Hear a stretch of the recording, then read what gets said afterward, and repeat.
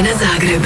Najbolji glazbeni miks. Dobar dan Mirko, još jednom čestitke, naravno 3 meča u jednoj večeri, 3 pobjede. Hvala. U finalu high kick koji je sjeo. I pozdrav svim slušateljima Radio Antene. Kako si doživio cijeli taj spektakl? Pa šta znam, bilo je to za mene jedno posebno iskustvo, poseban osjećaj, jedan pravi doživljaj koji ja nikad neću zaboraviti cijelom svom životu. Nešto što vjerojatno znaš da je cijela... Najavijanje publike.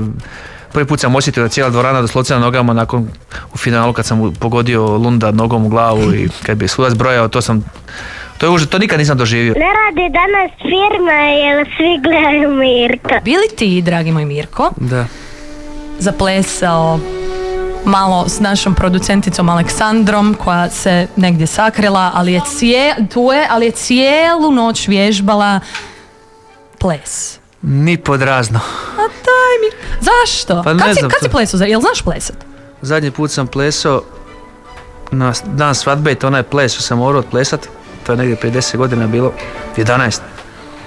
I tad nisam plesao, koliko me pamćenje sjeća. Pa dobro, jel ti išlo dobro? Jel si stao na nogu i tak? Pa tih 30 sekundi, minutu sam izdržao, ali ne volim ples I nemaš, a čak ni s našom Aleksandrom, vidi kako tužno gleda. Ma ne znam, da sad je baš pod mus neki stiskavac bi bacio, ne znam. I to, ali to ovako to svako zna plesat. Pa eto, ali nisam ljubitelj plesa. Jel te boli nešto, si crn gdje po tijelu, rebra, to sve?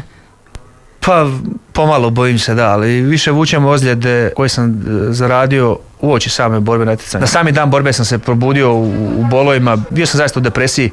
Fizioterapeut mi je morao ujutro doći, to je sad sve iza mene, prošlo je, uspio sam, preživio sam, pobjedio sam, ali nije bilo lako. Čak Norris je kraj.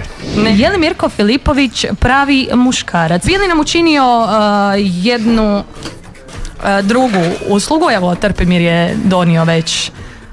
Kaj su to uopće?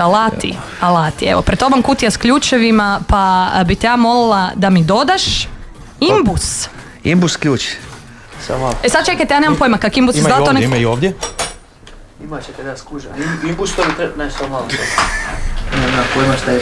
Pa nemojte, no nije to moj rejon. Koliko ja znam, imbus je nešto se onako navrće. Čekaj, samo malo. Šta? Pomoć. Čekajte, nije pomoć, malo nepregledna je kutija. Evo, našao sam metar, zato nisam našao imbus, ali evo metar. Evo ga. Ok, pol boda, ajmo reći, pol boda. A čekaj, jel postoji imbus unutra? Postoji, ali ga ne zna ga prepoznati. Ko će to naći, velika je kutija. Špicange. Koga? Špicange. Šta je to? Ko da ja znam. Meni su to napisali. Trpimir je sudac. Pa ne znam šta je to. To su špicange, dobro. Bravo! Cvikcange. Ne, špicange. A dobro, i za kraj, luster kleme.